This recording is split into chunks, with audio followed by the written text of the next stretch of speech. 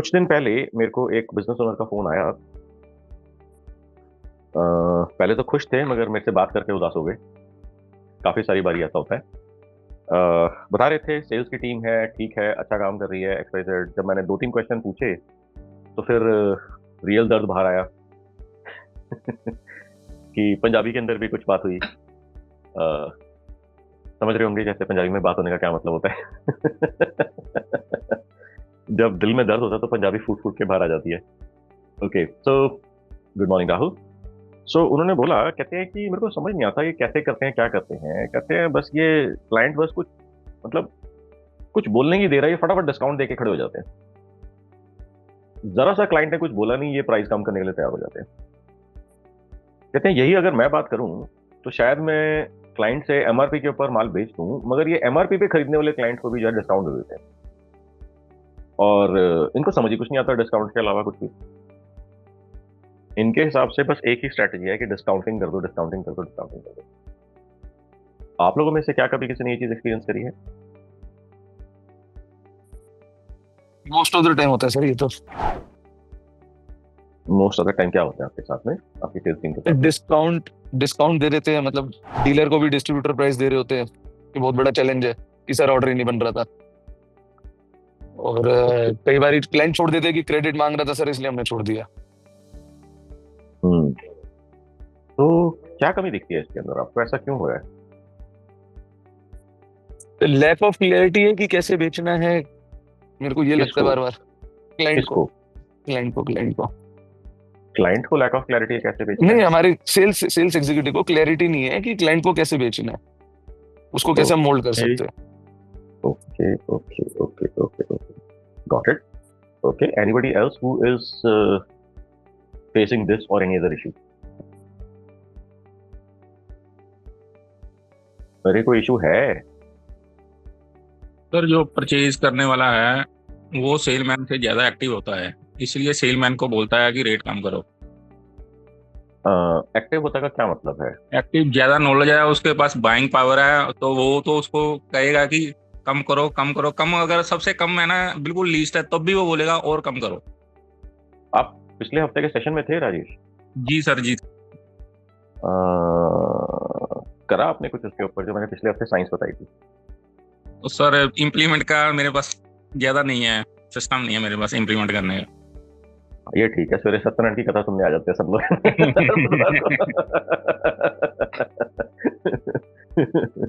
Great. Okay, anybody else would like to share कि lack of training sir, lack of training हमारी तरफ से कि हम उनको कॉन्फिडेंस बिल्ड करें कि यू हैव ओके, उसमें कैसे क्या करता है उसका कहाँ से मैं क्या चीज उसके लिए फोकस करते हैं फिर उसकी जाके समित आपकी आवाज ना बहुत दबी हुई आ रही है, बिल्कुल क्लियर नहीं आ रही। शायद बैटरी कम है आपके ईयरपॉड के अंदर। तो कस्टमर का दर्द देखना पड़ेगा क्या है क्या नहीं, फिर उसका वीक पॉइंट पकड़ना पड़ेगा, फिर उस हिसाब से उसको माल बेचना पड़ेगा। ओके, कस्टमर का वीक पॉइंट पकड़ना पड़ेगा, उसके हॉट बटन दबाने पड़ेंगे, उसके पेन एरिया को आइडेंटिफाई करना पड़ेगा। ये बात हम सबने सुनी होगी। तो फिर अगर सबको ये बात मालूम है, फिर क्यों रेट कम करते जा रहे हैं, तोड़ते जा रहे हैं?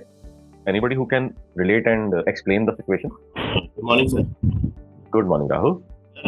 मेरे हिसाब से ना ये डिस्काउंटिंग तो हर कस्टमर मांगता है, चाहे B2B हो चाहे रिटेल हो। और मेरी कल आपसे बात भी हो रही थी, मेरा रिटेल में पेस्टिसाइड्स एंड फर्टिलाइजर का मैंने बताया था और एक्सपोर्ट्स में राइस का मैंने आपको बताया था। तो हर कस्टमर डिस्काउंटिंग मांगता है और डिस्काउंटिंग के नाम पे हमारे पास बेचने को खाली क्वालिटी होती है, और आपने मना कर दिया क्वालिटी बेचो मत। तो अब तो डिस्काउंट बढ़ाना पड़ जाएगा फिर। तो मेरा इसका सॉल्यूशन ये है कि सर हम इसको सर्विस में भी मैंने जो राहुल जैन सर के हिसाब से भी देखा कि आप सर्विस में इसको ज्यादा वो करके आप अपना प्रोडक्ट बेच सकते हैं, अच्छे मतलब डिस्काउंटिंग हम कर सकते हैं। मतलब जो आपके पास ले दे के क्वालिटी के नाम का एक हथियार था वो मनोज बजाज ने छीन लिया। अभी आप तो निहत्थे हो गए, आप तो बस सब बर्बाद हो गया। अब तो सिर्फ डिस्काउंट ही देना पड़ेगा और कुछ बचा ही नहीं हमारे हाथ में। पर सर आप आरजे सर ने बताया ना कि सर्विस आप थोड़ी सर्विस या सॉल्यूशन आप दे सकते हैं। वो तो आप दे ही रहे थे, जी जितना दे सकते थे। आरजे ज्वाइन करने से पहले उतना दे रहे थे, आरजे ज्वाइन करने के बाद वो उसकी कैपेसिटी बढ़ गई, वो आप ज्यादा दे सकते हो, बेटर कर सकते हो। मगर डिस्काउंटिंग का क्या करें? सर गुड मॉर्निंग, सुनील बोल रहा हूँ। हाँ जी सुनील। सर एक सिचुएशन ऐसे आता है कि specially in our business where the customer is far far bigger organisation than us. अभी मान लीजिए एक we are dealing with Tata group company, तो they have very very rigid and fixed systems of dealing with suppliers. तो उनकी policies मतलब even up to the MD level there are certain cases where they can't change some things. तो अगर तो prices आपके and pass payment terms, हाँ, आपके पास कोई आकर के आपके सिर पे बंदूक लगा के खड़ा है कि तुम्हारे को इस वाले से बिजनेस करना ही करना है, जरूर करना, नहीं तो बर्बाद हो जाओगे. नहीं वो तो सिचुएशन है नहीं. मतलब the next alternative is to leave the order. बाकी कुछ नहीं अगर if it is not so. तो हम सब लोगों ने जिस दिन बिजनेस स्टार्ट करने का सोचा था, कभी ना कभी हमारे माइंड में आया हुआ ना कि चलो एक नया बिजनेस स्टार्ट करते हैं. तो आपका क्या ऑब्जेक्टिव था? टाटा से जाके बिजनेस करेंगे, जनता की सेवा करेंगे? No, it was like we have to deal with any and every customer, who we can get. It is not. नहीं, सर प्रॉफिट कमाना था. आपका बिजनेस स्टार्ट करने का एक ऑब्जेक्टिव था कि प्रॉफिट कमाना है. Yes. क्यों कमाना है प्रॉफिट? कि आपको अपना लाइफस्टाइल इंप्रूव करना है, आपको फॉरेन टूर पे जाना है, आपको ज्वेलरी लेनी है, आपको बड़ा घर लेना है, आपको अपने बच्चों को अच्छे से अच्छी जगह पे पढ़ाना है, मेरे को best of the best class गाड़ी लेनी है, best of the best class मेरे को अपने शौक इच्छाएं पूरी करनी है, अपनी फैमिली की, अपने मॉम डैड की इच्छाएं पूरी करनी है, मेरे को अपने सिबलिंग्स के साथ में इच्छाएं पूरी करनी है, मेरे को XYZ करना है. बिजनेस जिस दिन हमने स्टार्ट करा था, हमारे माइंड में तो वो था ना. फिर हम डिस्काउंटिंग के चक्कर में उलझ गए, इधर उधर चक्करों में उलझ गए, और मेहनत बहुत हो रही है, मगर जहां पहुंचना चाह रहे हैं पहुंच रहे हैं, मगर पेस कई बार मैं देखता हूँ लोग बताते हैं कि बहुत स्लो हो गई है, उस स्पीड पे नहीं पहुंच पा रहे जहां पहुंचना है, जहां पहुंचना चाहते हैं उस स्पीड के ऊपर नहीं पहुंच पा रहे. क्या आप में से कोई लोग हैं जो इसको रिलेट कर पा रहे हैं? हाँ यार, कुछ कुछ तो बात सही लग रही है. अगर जो प्रॉफिट मैं इनिशियली मान के चला था कि मेरे को होगा, अगर उतना हो जाए तो मैं अपने डिजायर्ड लेवल के ऊपर या जो टारगेट्स है उसके ऊपर much much much faster and much much more comfortably पहुंच सकता हूँ. सर सारा गेम ही उसी का है, तभी तो सब यहाँ पर है.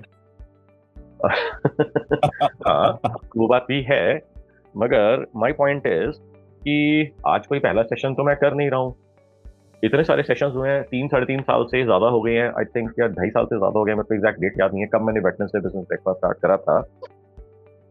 तो मेरे को कभी किसी ने बोला नहीं discounting is a huge challenge. मतलब मेरे को मालूम है सब लोग हमारे साथ यही करते हैं, मगर मैं बार बार पूछता हूं कि आपका मार्केटिंग या सेल्स का क्या चैलेंज है, क्या चैलेंज है, क्या चैलेंज है. Nobody came up and see, Manoj, can there be strategy that can help me reduce और eliminate discounting structures from my system. आज मैंने सेशन का नाम रखा, काफी सारे लोग आ गए, मगर इससे पहले कभी किसी ने बोला नहीं मेरे को ऐसा.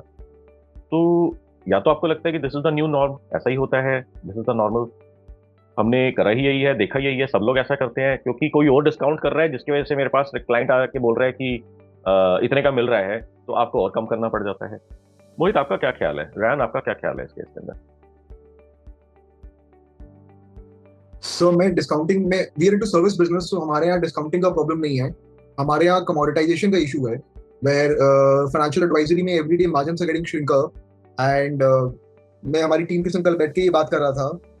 मैं बोल रहा था कि देखो प्रॉब्लम क्या है, हम अगर रॉकेट सर्विस दे रहे हैं, रॉकेट एडवाइजरी दे रहे हैं, कस्टमर को पता नहीं है कि हम ब्रिलियंट है कि क्या है, सबको सेम प्राइस दे रहा है. So we have to decommoditise ourselves. अगर आप कह रहे हो कि हमारे पास डिस्काउंटिंग का प्रॉब्लम नहीं है, मगर हमारा कमोडिटाइजेशन हो चुका है मार्केट के अंदर, ये दोनों आप कॉन्फ्लिक्ट है दोनों बातों के अंदर. So we are into financial advisory. So हमारे यहाँ पे हम लोग को by default कंपनी लोग से कमीशन आता था. So and it is standard for everyone. तो कस्टमर को समझ में नहीं आता कि सेम प्राइस में इससे भी मिल रहा है, उससे भी मिल रहा है, और आपसे भी मिल रहा है. So that is the reason why 3 years back, because of thanks to our क्या बेचते हैं, क्या प्रोडक्ट और सर्विस है? आप we are into हैं investment advisory. ओके, आपने कभी आज तक मेरा कोई सेशन पहले अटेंड करा है? सर आपने ASFT में हम लोग का लास्ट वीक नहीं 2 हफ्ते पहले हम लोग का फर्स्ट सेशन आपने किया था. Got it. तो आपके पास में अभी कोई पापा, बड़ा भाई, वाइफ, मम्मी वगैरह कोई हैं आपके आसपास में? नहीं, अभी कोई नहीं. अच्छा, किसी को उठा के बुला सकते हो, फटाफट से बोलो, आपके पेट में जोर से मुक्का मारो. से बढ़ेगी. सॉरी सर, बताइए. बता दिया, मुक्का मरवाओ पहले, फिर बताऊंगा, आगे बात करेंगे. नहीं. सो आई मैंने आपको उस दिन बोला था कि 99.9999% लोग यही टेम्पलेट यूज करते हैं, we are into the XYZ market, we are into the XYZ industry. Right. और मैंने बता दिया, देखो ये प्रॉब्लम है गाइस, ध्यान से देखो, I am not trying to put Mohit on the spot, I am trying to tell you the problem. So we changed the way we work 3 years back.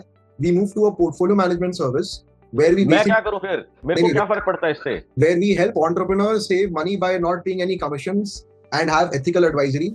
And इससे क्या फर्क judgments. पड़ता है? सारे एथिकल हैं, सचिन तेंदुलकर भी एथिकल है, धोनी भी एथिकल है, वो भी तो कह रहे हैं म्यूचुअल फंड सही है। रोहित शर्मा तो बहुत ही एथिकल लगता है, उसका तो चेहरा ही इतना धार्मिक लगता है देखने में। Normal advisors को commission मिलता है, हम लोग को फीस मिलता है आपसे। That is the तो मैं क्या करूं फिर? difference. वो तो आपकी प्रॉब्लम है, अगर आपको कमीशन नहीं देते तो हम क्या करें उसके अंदर फिर? Right. So we've been doing this for 17 years and we only work on the referral business and we are getting 2 referrals आप every 15 week. साल से कर रहे हो, 50 साल से कर रहे हो सकता है आजादी से पहले 150 साल से कर रहे हो, मेरे को क्या करना है उससे, मेरे को क्या फर्क पड़ता है? So I can say we are one of the largest, but इससे आपको कोई फर्क नहीं पड़ेगा. We've delivered 700 crores of wealth creation over the past 17 years. जो Okay, that sounds interesting. लोग साइज ही नहीं होता है 700 करोड़ का, हम लोगों ने 700 करोड़ का प्रॉफिट्स डिलीवर किया है. Our funds have beaten Nifty by almost 4% every year over a 5-year period. Okay, is that a हमारे- big deal? It is a big deal. So समझे आपका 100 रुपया 220 रुपया होगा, वैसे 100 रुपया 280 रुपया होगा 5 साल में. फर्क 54% का फर्क आएगा over a 5-year period. So that is that. Now we have started talking. इस 2 सेंटेंस 3 सेंटेंस से पहले जो भी आपने बताया सब useless.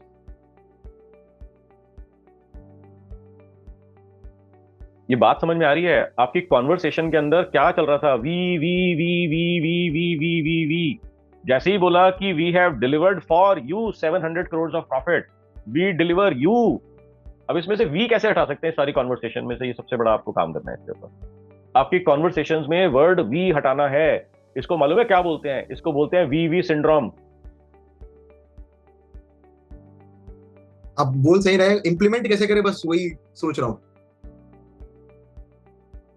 You will get people like you,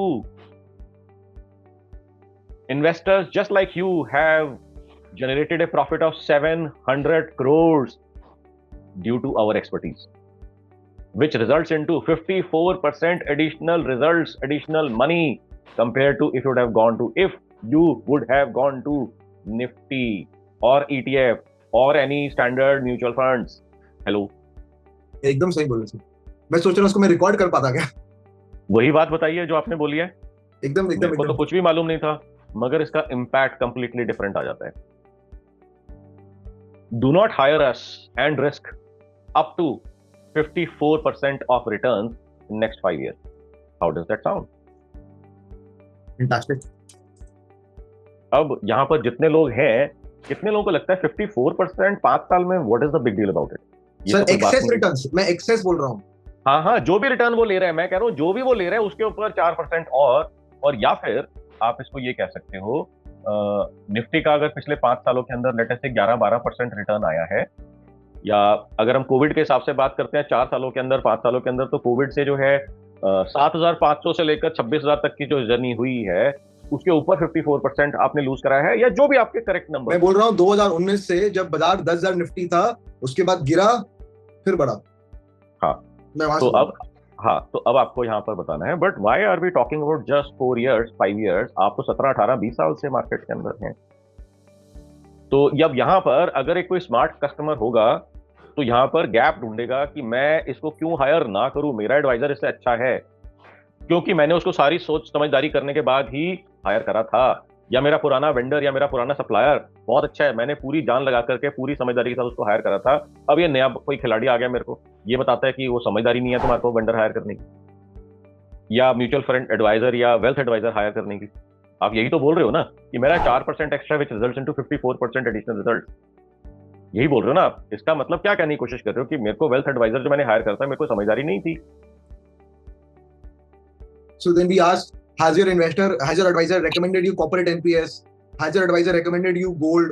Has your advisor ever told you कि बाजार ऊपर है, रीबैलेंस करके स्मॉल कैप बेचते हैं, लार्ज कैप खरीदते हैं? मार्केट गिरा हुआ है, लार्ज कैप खरीदना चाहिए, गोल्ड बेचना चाहिए। अगर आपके एडवाइजर ने ये 3 चीज किया है सो वो सही है। अगर तो वो नहीं इसका किया मतलब आपको हायर नहीं करने की जरूरत है। हाँ मेरा काम ठीक चल रहा है, बढ़िया चल रहा है, कोई ऐसी खास दिक्कत नहीं है, कुछ कुछ बोलता रहता है करने के लिए। अब मेरे को इतनी समझदारी तो है नहीं, स्मॉल केस क्या होता है, मीडियम केस क्या होता है, तो बोलता है ये खरीद लो, ये बेच लो, हाँ कुछ कुछ करवाता तो रहता है। अब आपने सारा का सारा लिवरेज अपने जीरो कर दिया आपने। तो हम बोलते हैं कॉर्पोरेट एनपीएस यूज करके आप साल का 10 लाख रुपए टैक्स बचा सकते हो। क्या आप बचा रहे हो? क्या नहीं बचा रहे हो तो then have a conversation with us. तो वो मेरा अकाउंटेंट देखता है, मेरा सीए देखता है, अब मैं कहाँ 5-5 10-10 लाख के पीछे अपना सिर मारूंगा। सर हमारे इन्वेस्टर्स जो है ना, वो अगर लाख रुपए भी टैक्स बचता है तो वो आग लग जाती है, कैसे बचाएं? वो थोड़ा इमोशनल कन्वर्सेशन हो जाता है उनके लिए। ओके ओके सर बचाने के बाद लगाने का फंडा देखो। आपको ये करना है कि अगर आप इसको सेविंग मत बोलो, अगर आप लॉस बोलो कि अगर राइट कि आपका जो है पिछले 5 साल के अंदर मिनिमम 50 लाख रुपए का लॉस आप कर चुके हो, बिकॉज जो साइंस मेरे को मालूम है वो किसी को मालूम नहीं है। Fantastic. Does that make some sense? Brilliant sense, brilliant sense. यही है मार्केटिंग, यही है सेल्स। अब जहां पर हमारे को मीटिंग नहीं मिलती, जहां पर हमारे को लीड नहीं मिलती, सिर्फ माइनर ट्वीक करने से कॉन्वर्सेशन के अंदर आपको लीड भी मिलने लग जाएगी, कन्वर्जन भी होने लग जाएगा। अब मान लीजिए कि यहाँ पर इस टाइम के ऊपर लगभग 35-40 लोग हैं इस टाइम के ऊपर। अब इनमें से 35-40 लोगों में से 38 लोगों में से मेरे को बताओ कितने लोगों को ये लगेगा कि यार मैंने पिछले 5 साल में 50 लाख रुपए का नुकसान कर दिया just because I did not talk to Mohit. तो किसी के मन में क्या थॉट आएगा कि यार एक बार बात करके देखो ऐसा क्या है इसके पास जो मेरे पास नहीं है, या मेरे एडवाइजर या मेरे सेलर के पास या मेरे सप्लायर के पास नहीं है। अब आप मेरे को ये बताओ कि अगर एक लाला जी हैं, लेट अस से 10 करोड़ 100 करोड़ 1000 करोड़ 10,000 करोड़ के अंदर, 10,000 करोड़ के ऊपर जो टिपिकली लाला जी नहीं रहते, वो कॉर्पोरेट बन जाते हैं। मगर अगर हम लेट से 8-10 करोड़ से लेकर के 200 500 1000 करोड़ तक की बात करते हैं, क्या 50 लाख रुपए का दर्द होगा लाला जी को? होगा सर। और 54% रिटर्न्स के लॉस होने का दर्द होगा? एकदम रिटर्न होगा सर, दर्द होगा। तो अब आप कंपनी में किससे बात करोगे? पियोन से बात करोगे, परचेज मैनेजर से बात करोगे कि तुम्हारे लाला जी को 54% का लॉस तो नहीं हो रहा होगा, तुम्हारे को मालूम है? या फिर तुम्हारे लाला जी को हो सकता है 40-50 लाख रुपए का लॉस हो रहा हो, तुम्हारे को मालूम है? क्या रिएक्शन होगा उसका? हम लोग क्या सर कॉन्वर्सेशन मतलब कि ओनर से ही होता है, नॉन ओनर से कोई कॉन्वर्सेशन ही नहीं होता है। Okay, so my point is, अगर मैं यहाँ पर अभी पूछूं कि आप में से कितने लोग परचेज मैनेजर और परचेज हेड या प्रोक्योरमेंट हेड या प्रोक्योरमेंट टीम से बात करने में इंटरेस्टेड हैं, रेज योर हैंड्स।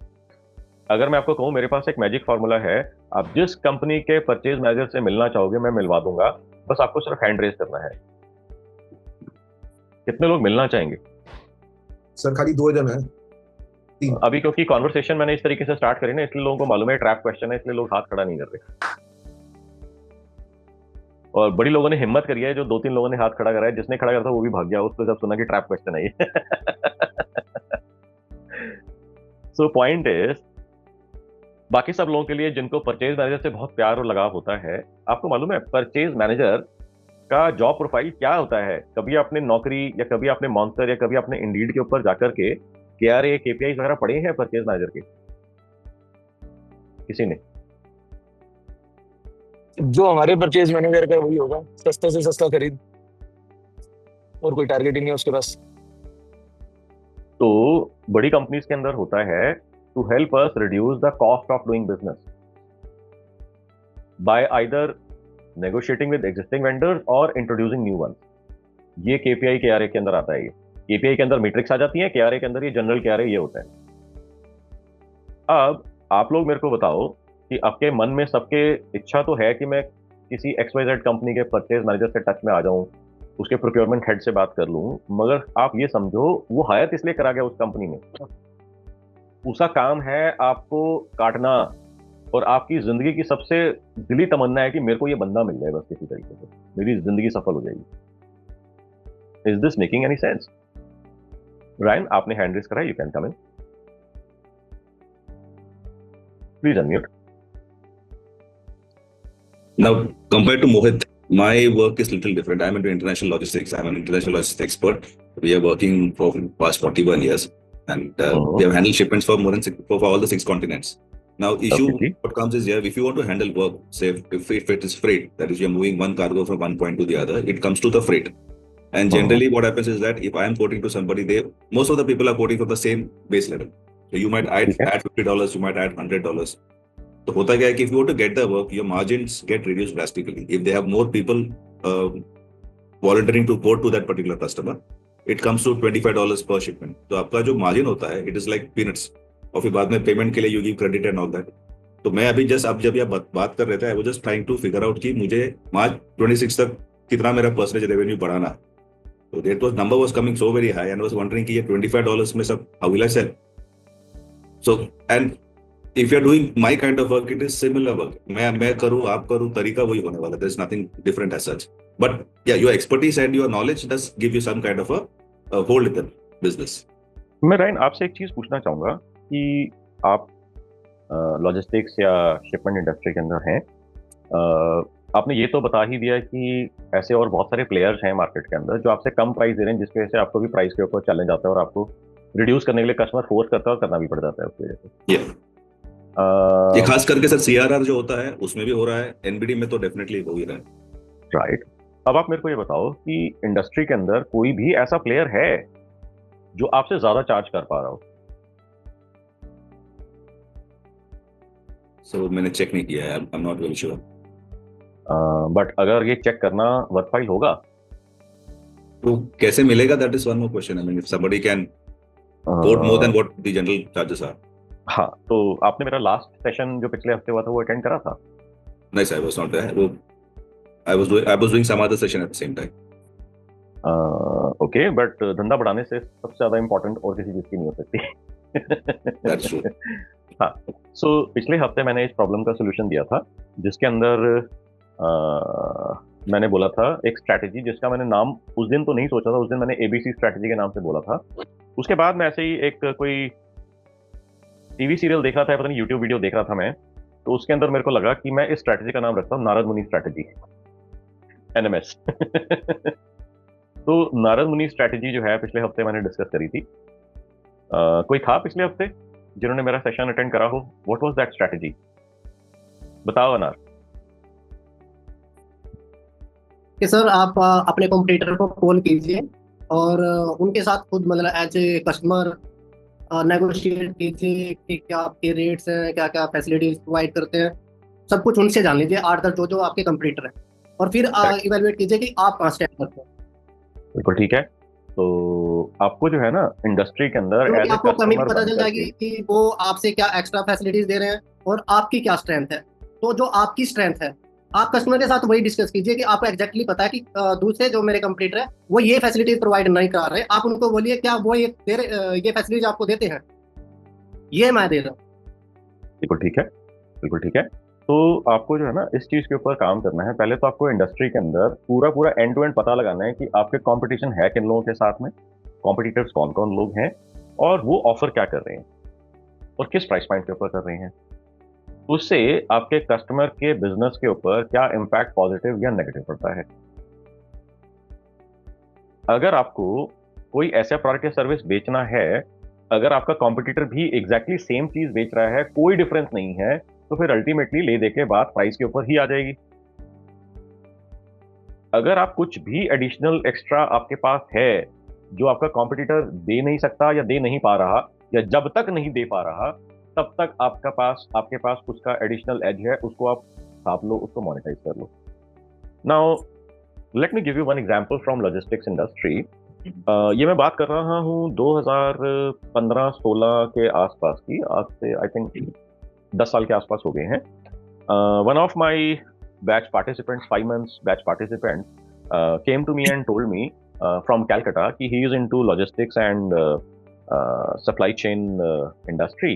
एंड हमारे को भी प्राइस का बड़ा चैलेंज आता है. छोटे छोटे प्लेयर्स आ जाते हैं जिनकी कोई बहुत ज़्यादा बड़ी औकात नहीं होती, एक ट्रक डाल लिया, 2 ट्रक डाल लिया और वो रेट कम कर देते हैं क्योंकि ना उनके कोई ओवरहेड्स होते हैं, ना उनकी कोई सेल्स टीम या एक्सवाइजेड टीम होती है. वो खुद ही ट्रक या तो लोन पे ले लेते हैं या कैसे भी करके वो कर लेते हैं और बहुत कम प्राइस दे देते हैं. उसके ऐसे मार्केट का रेट खराब हो जाता है.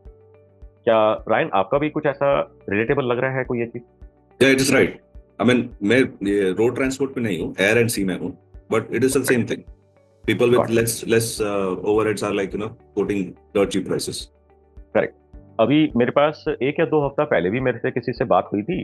कहते हैं कि मेरा तो पूरा का पूरा ऑर्गेनाइजेशन स्ट्रक्चर है, मेरे पास इतने ट्रक्स की फ्लीट है, इतना ये है 250 या पता नहीं कितना, और कहते हैं कि मेरा ही एक ट्रक ड्राइवर जो है उसने ट्रक खरीद करके अपना ट्रक डाल लिया है और मेरे ही क्लाइंट के पास जाकर के इतना कम रेट कोट कर दिया है. मार्केट भी खराब हो रही है, बिजनेस भी खराब. That's right.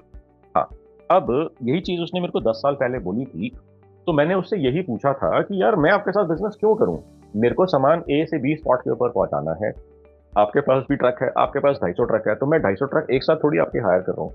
मैंने जो माल पहुंचाना है A से B तक, उसके लिए तो मेरे को एक ही ट्रक चाहिए ना, तो एक ट्रक उसके पास भी है.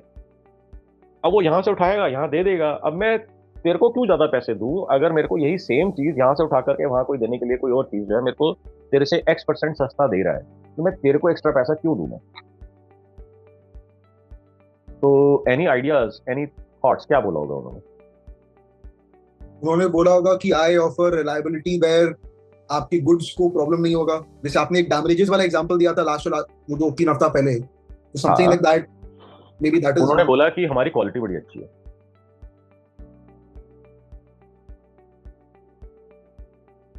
हमारे सर्विस की क्वालिटी अच्छी है, हमारे रिस्पॉन्स की क्वालिटी अच्छी है, customer service, we are customer centric organisation, we are customer service centric organisation. क्या आप में से कभी किसी ने ये चीज बोली है या सुनी है?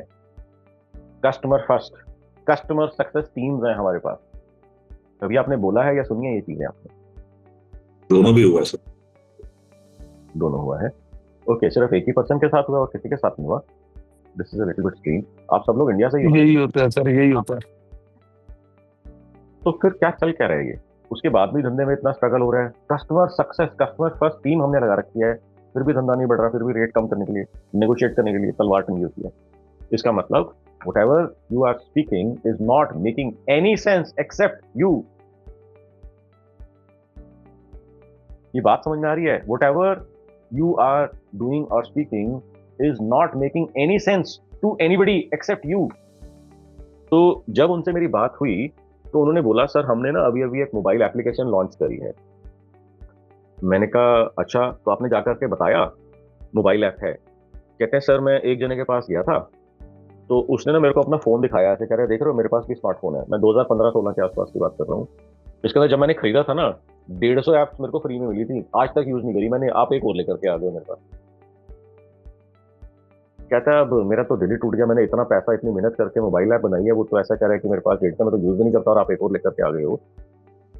तो अभी जो है ना किसी भी लॉजिस्टिक कंपनी के लिए मोबाइल ऐप शायद बहुत ही कॉमन सी चीज हो गई होगी, मगर जब मैं 2015-16 के आसपास की बात कर रहा हूँ, उस टाइम के ऊपर जो उन्होंने चीजें बनाई थी उस ऐप के अंदर, दैट वाज वेरी नाइस. और स्पेसिफिकली लॉजिस्टिक कंपनी ने बताई थी, जिस तरीके से बनाया था, जो उसमें फीचर्स फंक्शनलिटी से, दे वर वेरी वेरी इंपॉर्टेंट. आपके पास भी मोबाइल ऐप होगी Ryan, I am assuming. Please unmute. We have this updates that goes to the customer on mail saying कि उनका काम यहाँ तक पहुँचा है, that not on a mobile app as such, but then email आ जाता है. Okay. So what this guy said, कहते हैं कि मेरे को जो है ना ये बार बार चैलेंज आता था कि people would call me every single day कि मेरा माल कहाँ पहुँचा, मेरा माल कहाँ पहुँचा, मेरा माल कहाँ पहुँचा. ओके, अच्छा, जिसने भेजा है वो भी मेरे को फोन कर रहा है, जिसको पहुंचना है वो भी मेरे को फोन कर रहा है.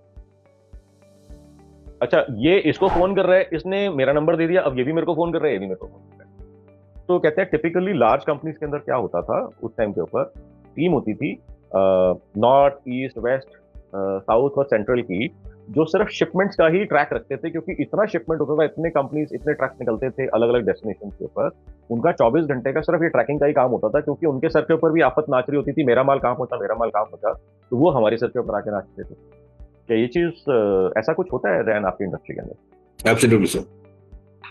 तो कहते हैं कि हमारे को लगा it is a big problem, और इससे हमारा भी बहुत सारा टाइम और रिसोर्सेज इसमें कंज्यूम हो जाते हैं, क्योंकि हमारे को भी फिर ट्रक ड्राइवर से बात करनी पड़ती है, फोन करना पड़ता है कि कहाँ पर है, किधर पहुंचा, क्या करा. तो कहते हैं हमने इसकी एक मोबाइल ऐप बना ली. मोबाइल ऐप जब हमने बना ली तो उसके बाद इसके अंदर आपके ट्रक का real time information Google map जैसा होता है, उसके ऊपर दिख रहा होता है कहाँ पहुंच जाएगी. अब आपको सिर्फ अपना कंसाइनमेंट नंबर डालना है. कंसाइनमेंट नंबर डालते ही, जो कि आपको इमीडिएटली असाइन हो जाता है आपका माल पिक होते ही या इनवॉइस जनरेट होती है, जो भी आपका प्रोसेस होता होगा, वो कंसाइनमेंट नंबर आपको एलोकेट हो जाता है। कंसाइनमेंट नंबर को आप अगर उस ऐप के अंदर डालते हैं तो वो पता लग जाता है रियल टाइम के अंदर ये बंदा कहाँ पहुंचा हुआ है।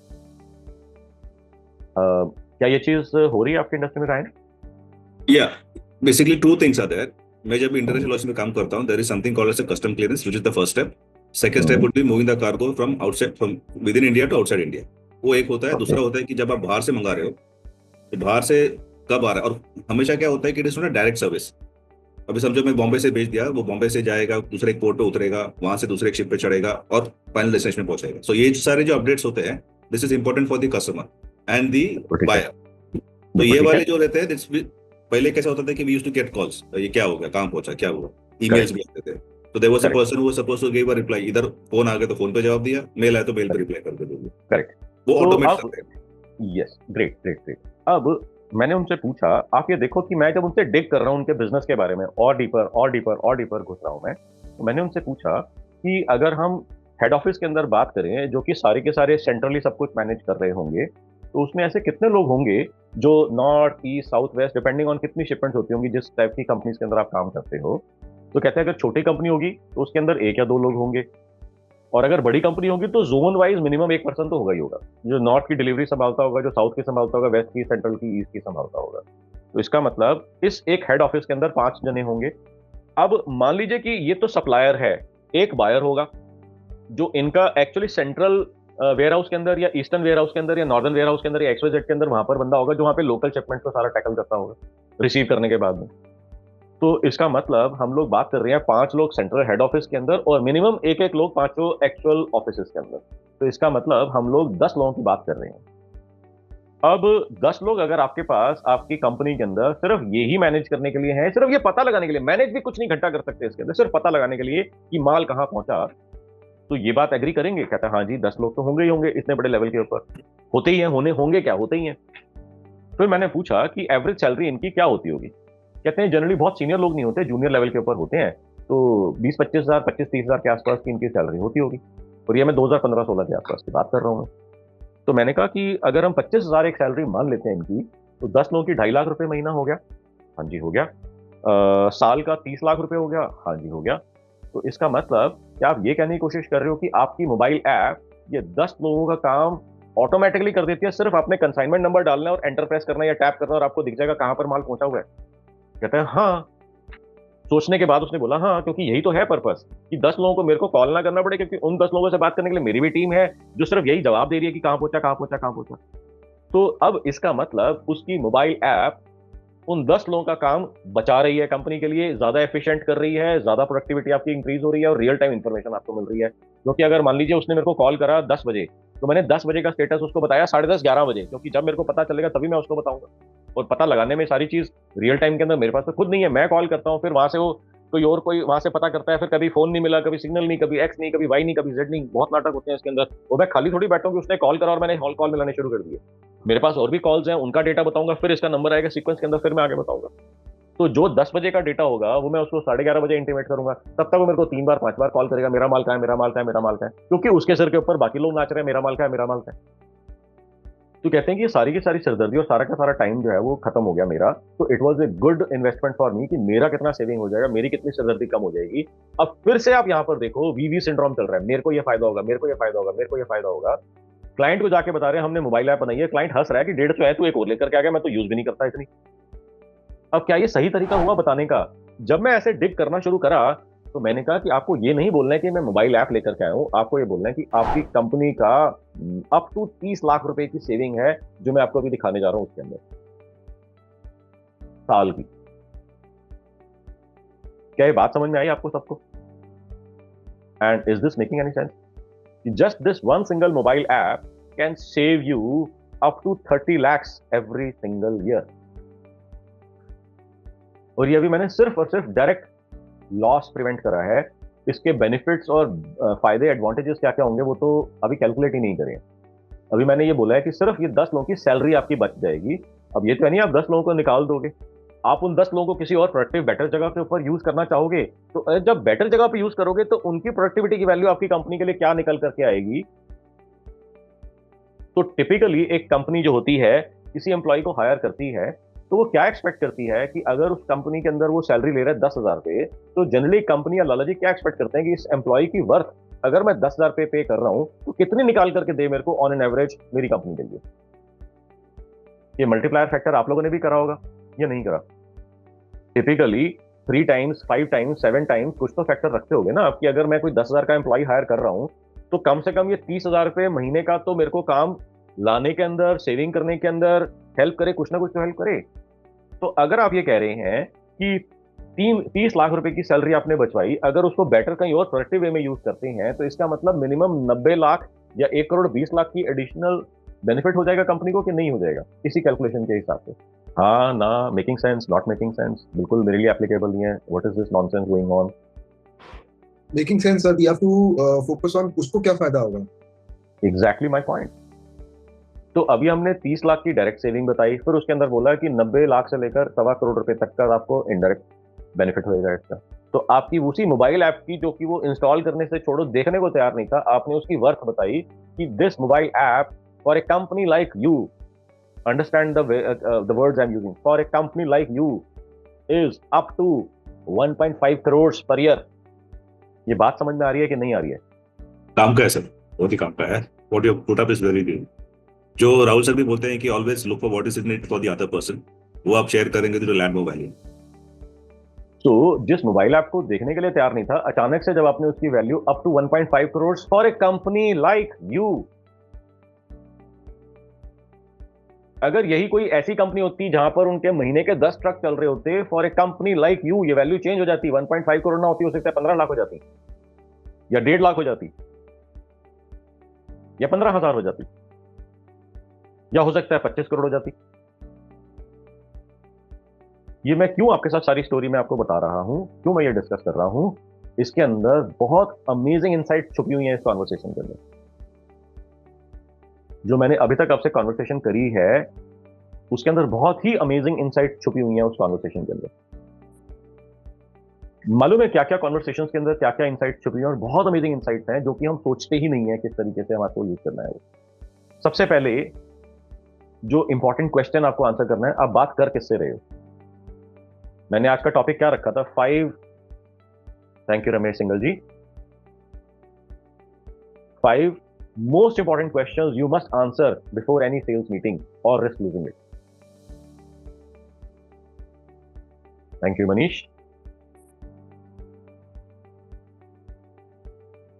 अब यहां पर आपको क्या समझना है? पहला क्वेश्चन ये, आप बात कर किससे रहे हो? Thank you Ankit. ओके, काफी सारे लोग नए हैं यहाँ पर, शायद उनको मालूम नहीं है एमएजी पता नहीं लोग लिख के क्या बोल रहे हैं। एमएजी का मतलब होता है मजा आ गया। अगर आपको मेरी बात सुन के मजा आया, कुछ इंसाइट मिली, तो टाइप करिए चैट में मजा आ गया, MAG। Thank you Siddharth, thank you Ryan, great Shashank, Manu, Varun, Sandeep, thank you thank you thank you thank you everybody. So यहाँ पर आपने क्या समझा? पहला क्वेश्चन, बात करनी किससे है? आप जिससे मिलने जा रहे हो उसकी क्या प्रोफाइल है? किस बंदे से बात कर रहे हो? किस डेजिग्नेशन से बात कर रहे हो? वो लाला जी खुद हैं या सैलरीड एम्प्लॉई है? क्योंकि सबसे ज्यादा दर्द किसको होगा पैसा जलने का? कोई जना बता सकता है क्या? लाला को सर। बस, और आप सारी कहानी करके आ जाते हो किसके साथ में? नीचे वालों के साथ, परचेज मैनेजर के साथ में। परचेज मैनेजर के पास सिर्फ एक ही हथियार है, उसे सारे काट देता है आपकी बातों को। वो एक बात बोलता है, अनार सिंह जी बाकी सब तो ठीक है, काम की बात करो ना, मुद्दे की बात है, धंधे के अंदर दाम क्या लगाओगे, भाव क्या लगाओगे? अब आपके पास कुछ बेचने के लिए, थोड़ा बोलने के लिए बचता ही कुछ नहीं यार। यही बात इसको समझ नहीं आ रही। हुआ है कभी आप में से कभी किसी के साथ ऐसा? हाँ जी रमेश बताइए, आपने हैंड रेस कराई घंटा में। We are into architecture and interior designing, तो बेसिकली हमने भी सर अपना एक ऐप बनाया हुआ है, और मैं जब भी कोई प्रेजेंटेशन देता हूं तो क्लाइंट को मैं मेरा ऐप खोल के दिखाता हूं, और उसमें हम लोग ना क्लाइंट की, सर हम लोग कंसल्टेंसी में है और क्लाइंट की इन्वेंट्री मेंटेन करते हैं और उसकी टोटल रिक्वायरमेंट मेंटेन करते हैं। बट आज तक मैं इतनी बार क्लाइंट को दिखाया, क्लाइंट ने उसको वैल्यू नहीं दिया आज तक। जब एक बहुत बड़ा ऐप है कि उसकी मैं इन्वेंट्री मेंटेन कर रहा हूँ और उसकी टोटल रिक्वायरमेंट वो एक बटन से देख पा रहे हैं कि आज तक कितनी रिक्वायरमेंट जनरेट हुई है, और वो मटेरियल टाइमली साइट पे पहुंच रहा है या नहीं पहुंच रहा है, उसको हम लोग ट्रैक कर रहे हैं। उसके ग्रुप में ये मैसेज तक डाल रहे हैं कि वो टाइमली पहुंचा है कि नहीं, लेकिन इसको कोई पता नहीं है। आज जब आपने ये बात बोली तो मेरे को ये बात समझ में आ रही है कि इसकी वैल्यू अगर मैं क्लाइंट को समझाऊं तब उसको समझ में आएगी कि हम कर क्या रहे हैं एक्चुअली। एग्जैक्टली माय पॉइंट, यही तो करना है, यही तो रियल मार्केटिंग है। यहीं पे तो दिमाग का दही हो जाता है कि समझ ही नहीं आ रहा करना क्या है, क्या करूं सवेरे उठ के कल। ये चीज अगर आपने पकड़ ली अपने धंधे के बारे में, जो मैंने पिछले हफ्ते नारद मुनि स्ट्रैटेजी के अंदर आपको बताया था, आपने दुनिया जीत लेनी है। हाँ जी, Siddharth Jain, please come in. Sir question, whilst I completely agree with you कि लाला को ही सबसे ज्यादा दर्द होगा, so we need to reach the Lala, but in enterprise sales, right, where we are dealing with the MNCs, तो इसमें तो लाला तो कोई है नहीं, right? So and the CEO and all that typically don't get involved. So let's say if the product is IT services or IT solutions, we are typically meeting the जो लोग video पे नहीं होते ना, मैं कम प्रेफर करता हूँ उनसे बात करना। सर आज बस अलाउ कर दीजिए, नेक्स्ट टाइम से I will be. Today is my first time. I wasn't, I'm not in an appropriate condition to share my screen. So basically when you're talking to these IT heads, अब depending upon the solution, कहीं पे आपका CTO भी involved होगा, CISO भी involved होगा, CIO भी involved होगा, तो इसमें तो we are talking to the guy below only, right? We are not talking to the lala. So अब इसमें आपको क्या यहाँ पर ये देखना है। हाँ बिल्कुल सिंपल है, जहाँ पर लाला जी नहीं है वहां पर किसकी नौकरी के ऊपर तलवार लटक जाएगी अगर कुछ खराब हो जाता है, कुछ गड़बड़ हो जाती है। Okay. So basically then, if I got it correctly, the idea is to look at the KRAs of the role that you're going to meet and accordingly pitch our solution कि A तुम्हारा KRA achieve हो रहा है, और B अगर ये नहीं करते तो more importantly sell that loss कि ये तलवार तुम्हारी गर्दन पे लटक सकती है अगर ये नहीं करते हो। और उनके सीनियर लोग, क्योंकि वो तो एम्प्लॉइज हैं, तलवार इनकी गर्दन पे टंगेगी मगर टांगने की जिम्मेदारी किसकी होगी? ठीक है, गॉट इट। तो जिसकी गर्दन पे तलवार लटकनी है और जिसने टांगनी है उसकी गर्दन पे तलवार, ये दो लोगों तक आप तक मैसेज पहुंचना चाहिए। क्योंकि अगर ये प्रोजेक्ट सक्सेसफुल होता है तो नंबर किसके बनेंगे? जिसकी गर्दन पे तलवार लटकेगी, तलवार है, और नंबर किसके सामने बनाना चाह रहा है? वो जिसने तलवार टांगनी है उसकी गर्दन पे। करेक्ट, परफेक्ट, बस इतना ही सिंपल है। Thank you. ऑलराइट, सो सबसे इंपॉर्टेंट क्वेश्चन है कि आप बात जिससे मीटिंग करने जा रहे हो वो है कौन? और आप कहोगे मेरे को कैसे पता लगेगा? क्या किसी का क्वेश्चन है कि मेरे को कैसे पता लगेगा मैं किससे मिलने जा रहा हूँ, उसका क्या डेजिग्नेशन है, क्या प्रोफाइल है, क्या करता है कंपनी के अंदर? क्या किसी का ये क्वेश्चन है? चलो नहीं है तो फिर इसका जवाब की भी जरूरत नहीं है। अब आगे चल के हम बात करते हैं कि अगर ये क्वेश्चन आपको मालूम है कि सर है ये क्वेश्चन नॉर्मली जब हम जाते हैं मीटिंग करने की से, तो ये क्वेश्चन होता है, मतलब माइंड में रहता है कि ये बंदा है किस डेजिग्नेशन का। हाँ, तो इसके तो दो सिंपल तरीके हैं। सिंपलेस्ट है कि लिंक्डइन के ऊपर आपको उसको ढूंढना है, वहां पर सारा दिख जाएगा उसको। आपको लिंक्डइन के ऊपर तो पूरा बायोडाटा उसने छाप रखा होगा, पूरी जन्म कुंडली होगी वहां पर सामने आपको दिख जाएगा। और दूसरा होगा कि जब आपने लीड क्वालिफाई करी होगी इतनी सारी कॉन्वर्सेशन करने से पहले, तब आपको पूछ लेना चाहिए। अगर आपने पहले नहीं पूछा इसका मतलब या तो लीड क्वालिफाइड ही नहीं है या हमने लीड क्वालिफिकेशन के अंदर इसको मिस कर दिया, यानी कि आपका क्राइटेरिया जो लीड क्वालिफिकेशन का वो कम है, उसमें गैप है, उसके अंदर कुछ मिसिंग स्पॉट है। Does that make sense with Manish and everybody else? Yes sir. Okay, अब आपको ये पता लग गया उसका क्या प्रोफाइल है, तो आपको ये भी पता लगाना है कि डिसीजन मेकर जो है ये है या कोई और है, या ये इन्वॉल्व होगा डिसीजन मेकिंग में या डिसीजन इन्फ्लुएंस करेगा, तो ये भी आपको पता लगाना है। ये उसका प्रोफाइल देख करके आपको कुछ आइडिया हो जाएगा। अगर आप इस इंडस्ट्री के अंदर एक्सपीरियंस पर्सन है, नहीं तो ये चीज भी आपको लीड क्वालिफिकेशन के टाइम के ऊपर करनी है, जो कि पूरा मैं 5 मंथ्स के अंदर पूरा इसका स्टेप बाय स्टेप सिस्टम बताता हूँ कि अगर आपको जरा भी डाउट है जिस पर्सन से आप बात कर रहे हो वो डिसीजन मेकर नहीं है, तो उससे ऐसे कैसे पूछना है कि वो खुद आपको बता दे कि हाँ मैं डिसीजन मेकर खुद नहीं हूँ, ये डिसाइड करेगा या वो डिसाइड करेगा। पूरे उसके सिस्टम्स हैं, इतना सिंपल तरीके से हम वो पूछते हैं कि बंदा मोस्टली तोते की तरह बोलने शुरू हो जाता है हमारे सामने। अब जब आपको ये पता लग गया कि ये डिसीजन मेकर है या डिसीजन इन्फ्लुएंसर है या सिर्फ ध्यान से समझना, सिर्फ ग्लोरीफाइड पियॉन है कि आपसे बात सुन करके आगे पहुंचाने का काम करेगा, ये आपकी फाइल यहां से उठा करके वो दूसरे के डेस्क के ऊपर ले जाएगा। अगर वो सिर्फ ग्लोरीफाइड पियॉन है तो आप गलत लोग से बात कर रहे हैं, गलत पर्सन से बात कर रहे हैं। उसके बाद आपको नेक्स्ट पता होना चाहिए कि वो काम कर किससे रहे हैं। क्या ये पता लगाया जा सकता है कि वो किससे काम कर रहे हैं, ऑलरेडी किसके साथ जुड़े हुए हैं, किस कंपनी के साथ वो ऑलरेडी काम कर रहे हैं। हाउ सिंपल और difficult will it be to figure out कि वो ऑलरेडी किस कंपनी के साथ जुड़े हुए हैं, किस कंपनी के साथ या किन सेट ऑफ कंपनी या किन मल्टीपल कंपनी के साथ जुड़े हुए हैं और काम कर रहे हैं? क्या ये पता लगाना आसान होगा या मुश्किल होगा? So normally they don't disclose. Okay. If I have to go to somebody, तो उनका क्वेश्चन ये होगा आप आपका बेस्ट रेट दीजिए. They don't let me know what किसके साथ कर रहे हैं, क्या कर रहे हैं.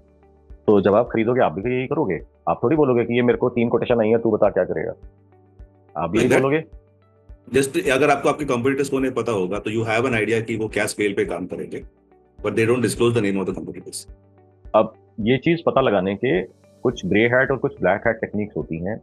क्या ये पता लगाया जा सकता है? हाँ जी, काफी सारी कंपनीज के अंदर ये चीज पता लगाया जा सकता है, खासकर अगर वो जीएसटी के अंदर रजिस्टर्ड हैं, जो कि मोस्टली कंपनी होती है, और अगर वो प्राइवेट लिमिटेड हैं तो थोड़ा और आसान हो जाता है, और अगर खाली लिमिटेड हैं तो और भी आसान हो जाता है. नेक्स्ट क्वेश्चन जो है वो बहुत इंपॉर्टेंट है. आपके पास ऐसा क्या है जो कॉम्पिटिटर के पास नहीं है? और नेक्स्ट क्वेश्चन है कि अगर ये आपके कस्टमर को नहीं मिलता तो उसका क्या नुकसान हो जाएगा? गौरव, क्या बात कर रहे हो यार? पहला क्वेश्चन है बात करने जा किससे रहे हो. दूसरा क्वेश्चन है वो डिसीजन मेकर है या कि डिसीजन इन्फ्लुएंसर है या ऐसे ही बीच में पियोन का काम कर रहा है. तीसरा क्वेश्चन है कि कौन सी कंपनी के साथ ऑलरेडी वो काम कर रहा है. चौथा क्वेश्चन है, हाँ जी, चौथा क्वेश्चन है कि आपके और उसके बीच में जो करंट सप्लायर है या सप्लायर्स हैं उसकी सप्लाईज के बीच में और आपकी सप्लाई के बीच में या आपकी ऑफरिंग के बीच में क्या कुछ डिफरेंस है. और लास्ट क्वेश्चन है कि अगर ये डिफरेंस आपके क्लाइंट को नहीं मिलता तो उसका कितना और क्या नुकसान हो जाएगा. ये 5 क्वेश्चंस अगर आपको पता लग जाएं सेल्स मीटिंग से पहले तो क्या लगता है सेल्स मीटिंग के अंदर धमाका हो जाएगा कि नहीं हो जाएगा? आप छाप के उठोगे कि नहीं उठोगे? Sir I missed the fourth one. क्या था सर? आपके पास ऐसा क्या है जो आपके कॉम्पिटिटर के पास नहीं है? डील क्लोज हो जाएगी. बिल्कुल ठीक है गौरव. The fourth and fifth point is similar, right? I mean, connected to each other. नहीं, मेरे पास मोबाइल ऐप है, मेरे कॉम्पिटिटर के पास नहीं है. ये है फोर्थ पॉइंट. फिफ्थ पॉइंट है कि इस मोबाइल ऐप की वैल्यू आपके जैसी कंपनी के लिए 1.5 करोड़ रुपए की है. हेलो, आपको हर साल 1.5 करोड़ रुपए का लॉस हो रहा है क्योंकि आपके पास मेरी मोबाइल ऐप नहीं है. बात समझ में आई कि नहीं आई? हाँ जी, बोलो लाला जी. सर सॉर्टेड है, काफी हद तक क्लियर हो गया. मतलब अभी भी पूरा क्लियर नहीं हुआ, कुछ हद तक ही क्लियर हुआ है. नहीं, वो इम्प्लीमेंट करूंगा अपने ऊपर तो देखूंगा ना सर. कॉम्पिटिटर के पास क्या है? नहीं है ना, वो तो कभी होना नहीं होता. अरे हो जाएगा सर, लगे बड़े. वो सिर्फ एक ही जगह पर इम्प्लीमेंट होता है, पता है कहां पर? कहां पे सर? वो होता है 5 मंथ के अंदर, क्योंकि कहानी सुन के सब चले जाते हैं. जब तक डंडा नहीं पड़ता ना बॉडी के सही पार्ट के ऊपर तब तक इम्प्लीमेंट नहीं होता. आई 5 मंथ्स बाद आज मेरा प्रोजेक्ट कंप्लीट हो गया, वेल हो गया. अब आऊंगा सर. आ जाओ. Let me share that I have a community on WhatsApp which is called Profit Explosion Community, and thousands of people who are business owners are part of that community. And the best part is the community is absolutely private. आप किसी और को नहीं देख सकते और ना ही कोई आपको देख सकता है. तो इसकी वजह से कोई good morning, happy birthday, happy Diwali messages वगैरह कुछ नहीं होते. सिर्फ और सिर्फ प्योरली बिजनेस की और धंधे की बात और मार्केटिंग एंड सेल्स की बात ही होती है उसके अंदर. तो ये बिल्कुल फ्री है. I would want you to join this community. I've shared the link on Zoom chat. Please click this link and join the community right now, so that जैसे ही कोई भी मेरी मार्केट से रिलेटेड, मार्केटिंग से related या sales से related कोई भी कॉन्वर्सेशन होती है, कोई भी वीडियोस होते हैं, कोई भी मेरा जो स्ट्रैटेजी सेशंस होते हैं, डिस्कशंस होते हैं, वो सारा मैं वहाँ पे डालता रहता हूँ मैं. So you will always be in touch and updated on what is happening. So अभी का अभी उस लिंक के ऊपर आप क्लिक करें और कम्युनिटी ज्वाइन कर लें फटाफट से. एंड नेक्स्ट चीज जो मैं आपके साथ शेयर करना चाहूँगा कि I have a YouTube channel as well, and the channel is nearing about 300 videos. और वीडियोस जो हैं सारे बहुत ही अमेजिंग है. I have got some really amazing feedback on those videos, and people literally message me and call me thanking me, sir मजा आ गया, what an amazing video I saw on your YouTube channel. मैंने आपका आज तक कोई session attend नहीं करा, कोई पेड वर्कशॉप अटेंड नहीं करी, सिर्फ आपका XYZ वीडियो देखा था, उससे मेरे को ये फायदा हो गया, ये फायदा हो गया, ये फायदा हो गया. And I also really feel happy and satisfied कि यार चलो किसी को फायदा हो रहा है. So I would want every single one of you to subscribe to this YouTube channel as well. I've shared the link on Zoom chat. Sir, good morning. Good morning ji. Sir, ये हमें 5 questions तो बहुत ही important है जो आपने identify करके बता दिए हमारे को. और अब हम लोग दिल मांगे मोर वाली बात है कि जो लॉस हो रहा है कस्टमर का, हाँ जी, वो नहीं पता चल पाता इन टर्म्स ऑफ फिगर्स. हाँ जी, ब्रॉडर लेवल के ऊपर 29 टाइप के लॉस होते हैं और डीपर अगर हम घुसते हैं तो 43 टाइप के लॉसेज होते हैं या उससे भी ज्यादा हो सकते हैं. वो आपको समझना पड़ेगा, डीप डाइव करना पड़ेगा उसके अंदर कि कौन से 43 डिफरेंट टाइप के लॉसेस होते हैं और उसमें से आपके कस्टमर को कौन कौन से लॉसेस हो रहे हैं. वो इंफॉर्मेशन सर जैसे एक बहुत ही वाइटल चीज आपने बता दी कि वो अभी किससे ले रहा है वो हमारे को पता चल जाएगा. जीएसटी प्राइवेट लिमिटेड अगर है तब फर्म तो वो वहां से पता चल जाएगा. बाकी ग्रे हैट ब्लैक हैट तो आपसे आकर 1-to-1 में ही समझेंगे. ठीक है. या तो सर इसका मतलब क्या हमारे को फॉलो करना चाहिए प्रोसेस कि उसका लॉस कहाँ पर हो रहा है और उसको फिगर्स में कैसे कन्वर्ट करें नंबर्स में. तो मैंने आपको जो है ना एक एग्जांपल करके दिखाया था मोबाइल ऐप का. हाँ. तो ये जब मैं उनके साथ बैठा था तो 1-to-1 में डिस्कस करने के बाद, बिग करने के बाद ये चीजें मैंने उसको बनवाई, सारी कैलकुलेशंस निकलवाई. This is the process which I adopt with every single business owner who attends my 5 minutes workshop. तो मैंने आपको साइंस जो है सारी की सारी प्लेटर के ऊपर रख करके आपको दे दी है पब्लिक डोमेन के अंदर, पब्लिक प्लेटफॉर्म के ऊपर. अगर आप चाहते हैं कि आपको इसके अंदर करना है तो मैं सजेस्ट करूंगा 5 मिनट्स वर्कशॉप के अंदर जब आएंगे तो मैं आपके साथ बैठ के आपकी कंपनी का भी ये सारा का सारा प्रोसेस कैलकुलेशन निकलवा दूंगा. सही है. क्योंकि हर एक कंपनी के लिए अलग होगा ना, कि अब जैसे रैंक के केस में अलग होगा, मोहित के केस में अलग होगा, गुरबीर के केस में अलग होगा, अंकित के केस में अलग होगा, प्रदीप के केस में अलग होगा. तो मेरे को आपके साथ बैठना पड़ेगा. अब इसका एग्जैक्ट फॉर्मूला क्या होगा हर एक के लिए वेरी करेगा. वो जैसे मैंने आपको बताया कि 29 डिफरेंट टाइप के ब्रॉडर लेवल की कैटेगरीज के अंदर लॉसेस होते हैं. अब वो कौन सी कैटेगरी आपके कस्टमर के ऊपर जाकर के एप्लीकेबल होगी, उसका क्या तरीका होता है देखने का, सोचने का, इवेल्युएट करने का, वो एक लॉन्गर और डीपर डिस्कशन होगी जहां पर पर्सनल आपके बिजनेस के बारे में मेरे को समझना पड़ेगा. अब मैं ऑलरेडी हजारों बिजनेसेस के साथ काम कर चुका हूं, तो जैसे ही रायन ने बोला कि मेरा लॉजिस्टिक्स का बिजनेस है तो मैंने इमीडिएटली लॉजिस्टिक्स की एक स्ट्रेटेजिक अप्रोच मैंने बताई जो मैंने किसी को हेल्प करने के अंदर करी थी. जैसे ही मोहित ने मेरे को बताया कि मेरा इन्वेस्टमेंट एडवाइजरी का बिजनेस है तो मैं बहुत सारे इन्वेस्टमेंट एडवाइजर को ऑलरेडी हेल्प कर चुका हूं, तो मैंने इमीडिएटली बताया कि आपको ऐसे नहीं बोलना, एग्जैक्टली ऐसे ऐसे बोलना है. तो अब क्योंकि मैं ऑलरेडी इतने लोगों को हेल्प कर चुका हूं तो हो सकता है कई बार मेरे को आपसे बिजनेस समझ के मैं आपको इमीडिएटली गाइड कर पाऊंगा कि ऐसे ऐसे कर लो, इसको छाप दो. और अगर मान लीजिए आपका कोई नया यूनिक बिजनेस होगा जो मैंने पहले टैकल नहीं करा तो आपसे बैठ के आपसे नंबर्स निकलवा के आपको बता दूंगा एग्जैक्टली कैसे यूज करना है. तो ऐसा कोई बिजनेस है ही नहीं जहां पर आपका कोई एज नहीं है, क्योंकि अगर सिर्फ प्राइस के ऊपर बात हो रही होती तो आपसे कम प्राइस देने वाले और बहुत लोग हैं दुनिया के अंदर. अगर आप इसको समझना चाहते हो ना तो आपको इस तरीके से समझना है, जैसे मैं आपको बताता हूँ कि आप सब लोग हैं यहाँ पर. ओके, अब आप लोग मेरे को एक बात बताओ कि क्या आप जिस भी इंडस्ट्री के अंदर हैं, आपसे कोई भी पर्सन, कोई भी और कंपनी है जो आपका ही सिमिलर टाइप का माल, सिमिलर क्वालिटी का माल आपसे सस्ता बेच देती है? हाँ ना, यस नो? होता है सर. यस होता है ना. हाँ जी, होता है ना. हाँ जी. अब इसको उल्टा कर देते हैं. अब आप मेरे को ये बताओ कि आप जिस भी इंडस्ट्री के अंदर हो, क्या ऐसी कंपनीज हैं जो आप ही के टाइप का, आप ही की क्वालिटी का माल आपसे महंगा बेच पाती हैं? ये सर. अब आपको क्या समझना है इसके अंदर? इसके अंदर हिडन इनसाइट क्या है? हिडन इनसाइट है कि आपको कुछ ऐसा मालूम है, आप कुछ ऐसा कर रहे हो जिसकी वजह से आप कुछ कॉम्पिटिटर से माल महंगा बेच पा रहे हो. क्योंकि अगर वो चीज उनको पता होती जो आपसे सस्ता बेच रहा है तो वो भी आपके जैसे ऊपर पे हायर प्राइस के ऊपर माल बेच पाते. कहीं ना कहीं उनको ऐसा कुछ मालूम नहीं है जो आपको मालूम है, जिसकी वजह से आप higher price, higher margin command कर पा रहे हो. अब इसको फिर से उल्टा कर देते हैं. अब इसका ये मतलब भी तो है जो बाकी कुछ कंपनीज हैं जो आपसे माल महंगा बेच पा रही है, उनको कुछ ऐसा मालूम है, वो कुछ ऐसा कर रहे हैं जो आपको मालूम नहीं है, जो आप नहीं कर पा रहे हो. क्या ये बात लॉजिकली समझ में आ रही है आपको कि नहीं आ रही है? Yes sir. तो अब आपको वही पता लगाना है कि वो कंपनी ऐसा क्या कर रही है. अब आप कहोगे वो बहुत बड़ी कंपनी है, वो बहुत ब्रांड है, बड़ा बहुत नोन ब्रांड है, इतने साल पुरानी कंपनी है. इससे कुछ फर्क नहीं पड़ता, क्योंकि आप ये देखो कि किसी कंपैरिजन में तो आप महंगा बेच पा रहे हो ना. किसी के कंपैरिजन में अगर आप माल महंगा बेच पा रहे हो तो इसका मतलब कि आपके ब्रांड की वजह से आ रहा है, कि आपकी कंपनी पुरानी है उसकी वजह से आ रहा है, कि आपकी कंपनी उनके कंपैरेटिवली बड़ी है इसकी वजह से आ रहा है? क्या सिर्फ यही रीजन है या कोई और रीजन भी है? या फिर क्या आपसे कोई छोटी कंपनी आपके बराबर का माल आपके बराबर के प्राइस के अंदर या उससे महंगा बेच पा रही हो, या फिर कोई बड़ी कंपनी, ये बहुत कॉमन होता है, ये बहुत कॉमन होता है कि आपसे बड़े साइज की कंपनी आपसे इंफीरियर माल आपसे महंगा बेच रहे हैं। ये चीज कभी आप में से किसी ने एक्सपीरियंस करी है? नहीं, मैंने नहीं करी। ओके,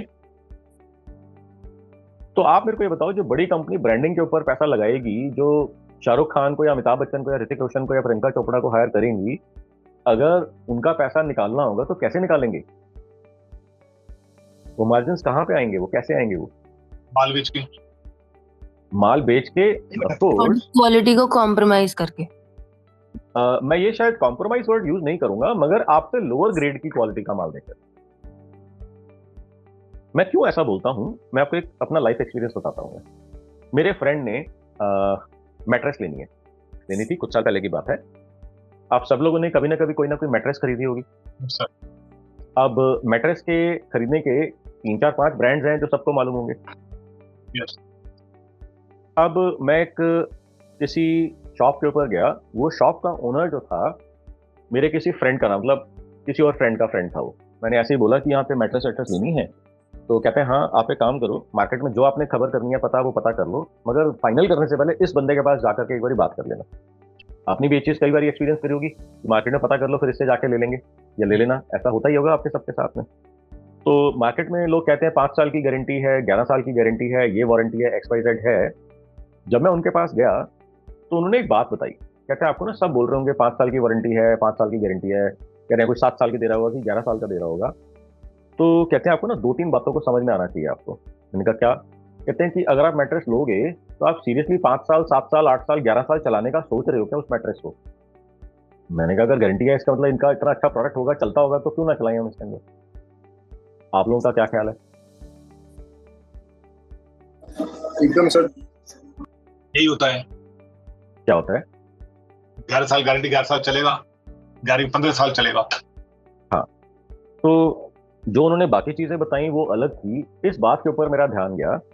कहते हैं आपको ये बात मालूम है कि अगर आपने मैट्रेस आज ली है, आपने उसका वेट करा आज, और अगर आप 1 साल के बाद, 2 साल के बाद उसी मैट्रेस का वेट करते हो तो उसका वजन बढ़ा हुआ निकलता है। क्या आप में से कभी एक चीज मालूम है या नोटिस करिए ये चीज? नहीं सर। कहते हैं क्यों बढ़ा हुआ निकलता है? आपको ये बात मालूम है? मैंने कहा नहीं। कहते हैं आपका पसीना, आपकी बॉडी के डेड सेल्स और डस्ट मैट्रेस के अंदर इकट्ठी होती रहती है। अब आप मेरे को ये बताओ, आप में से कितने लोग अपने पसीने और अपने बॉडी के डेड सेल्स के अंदर और डस्ट के अंदर 11 साल बिताना चाहोगे? नहीं सर। अभी अभी क्या हुआ? चेंज हो गया दिमाग। कितना समय लगा? 5 सेकंड। तो इसका मतलब उसको ऐसा कुछ मालूम था जो मेरे को मालूम नहीं था, और जो कोई भी बात नहीं कर रहा था किसी एंगल से। कहते हैं ये साइंटिफिकली नोन फैक्ट है कि अगर आप मैट्रेस को जाकर के वे करोगे तो उसका वजन जो है ना 1-2 किलो ज्यादा निकलेगा। इसका मतलब 1-2 किलो ज्यादा आपके बॉडी के डेड सेल्स, ये तो सबको मालूम है, बॉडी के डेड सेल्स होते हैं, डैंड्रफ होता है, सबको मालूम है ना। Yes sir. आप, आपकी वाइफ, आपके बच्चे जब मैट्रेस के ऊपर सोएंगे, वो तो हर एक बॉडी में से तो रिलीज होना ही है वो। तो आपका स्वेट, जब पानी पड़ता है रुई के ऊपर तो रुई हैवी हो जाती है ना। आपका स्वेट, आपके बॉडी के फ्लूइड्स, आपके डेड सेल्स, आपका डेंड्रफ, वो सारा इकट्ठा होता रहता है। अब सुन के क्या फीलिंग आ रही है आपको अपनी मैट्रेस के बारे में? देखिए सर, उदाहरण दूसरा है, जैसे जयपार का उदाहरण दिया था, हम 10 साल वारंटी देते हैं, तो 10 साल सर्विस भी देते हैं वे लोग। अब उसके ऊपर भी आते हैं, कहते हैं कि जो आता है ना मनी बैक गारंटी 11 साल, कहते हैं इसके अंदर जो होता है ना रेट बोली होती है, कहते हैं प्रो रेटा बेसिस की होती है इसके अंदर। कहते हैं इसका मतलब ये नहीं है कि आप 11 साल के बाद आओगे, 10 साल 364वें दिन आओगे और बोलोगे जी मैट्रेस खराब हो गई और वो आपको पूरी मैट्रेस नहीं दे देगा।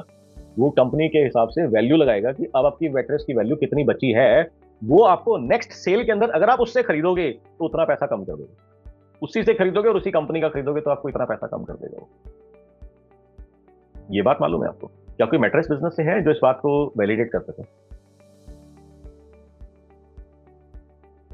और एक और बात बोली उन्होंने मेरे को, तीसरी, कहते हैं कि जो मेरी मैट्रेस बनी हुई है, आप चाहो तो मैं इन कंपनी का भी डीलर डिस्ट्रीब्यूटर हूँ, ये ले सकते हो, मगर जो मेरी मैट्रेस बनी है वो एग्जैक्ट उसी फैक्ट्री के अंदर बनी है जहां पर इस वाले XYZ ब्रांड की बनी है।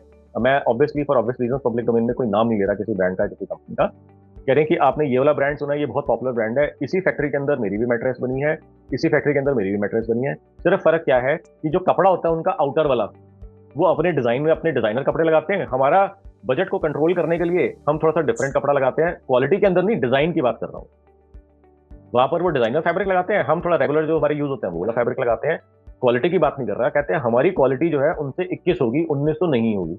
कई बार वो लोग हमारे से 19 क्वालिटी लेते हैं और उन्होंने फिर बताया कि ये वाला अगर आप प्रोडक्ट लेते हो, ये वाला मॉडल लेते हो, तो ये हमारा इस वाली कंपैरिजन क्वालिटी के अंदर ये इंफीरियर मॉडल है जो आप बड़ी कंपनी का ले रहे हो, इसका प्राइस हमारे से ज्यादा है।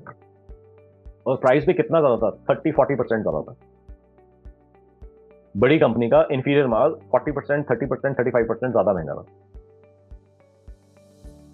अब ये बात आप में से कितने लोग मानने को तैयार हो जाएंगे? जो सारी मैंने 3-4-5 पॉइंट आपको बताए हैं, आप में से कितने लोगों को लगता है कि यार इन तीनों में से ये पॉइंट मेरे को ठीक लग रहा है, ये पॉइंट मेरे को ठीक लग रहा है, ये पॉइंट मेरे को ठीक लग रहा है, या मेरे को तीनों में से सारे बकवास लग रहे हैं, कोई पॉइंट मेरे लिए एप्लीकेबल? लेकिन सर विश्वास कैसे करेंगे सही चलेगा नहीं चलेगा उसकी क्वालिटी? सर डेड सेल वाला तो बात समझ में आ रहा है, लेकिन मतलब तीनों वो विश्वास नहीं रहा कि मैं 30% भी डिस्काउंट दे दूं, वो ब्रांडेड वर्जन नॉन नहीं तो 30% डिस्काउंट वो नहीं दे सकता ना, वो तो कह रहा है कंपनी की स्टैंडर्ड प्राइसिंग होती है। आप कहीं पर भी जाओगे इसके ऊपर 2-3%, 1-2% का फर्क होगा। अनब्रांडेड के लिए 30% में डिस्काउंट अग्री कर जाऊं, सेम फैक्ट्री में बना हुआ है, versus 30% premium for a branded product. I would ideally prefer to pay the branded product. हाँ बिल्कुल ठीक है। अब यहाँ पर कुछ लोग कहेंगे यार मेरे को जो है ना ब्रांडेड ही लेना है, मेरे को फर्क नहीं पड़ता, वो महंगा है तो मेरे को कोई प्रॉब्लम नहीं है, मेरे को एक्स्ट्रा पैसा देने में, क्योंकि मेरे को लगता है कि जो बड़ी कंपनी का माल होगा वो अच्छा ही होगा। यही बोल रहे हो ना आप बेसिकली। अब कुछ लोग ऐसे होंगे कहेंगे अच्छा सेम फैक्ट्री में माल बनता है, अच्छा वो सेम कंपनी मतलब वो बड़ी कंपनी सेम चीज का 40% एक्स्ट्रा 50% एक्स्ट्रा चार्ज कर रही है। तो कुछ लोग कहेंगे अगर सेम फैक्ट्री में बन रहा है, मेरे को 40% बचता है तो मैं क्यों ना बचा लूं। अच्छा गारंटी वारंटी ये भी दे रहे हैं, कह रहे हैं वो 10 साल की 11 साल की देते हैं, हम 3 साल की देते हैं, हम चाहते हैं कि आप 2 से 3 साल में मैट्रेस बदल दें। क्यों? क्योंकि उसने रीजन पहले एक्सप्लेन कर दिया।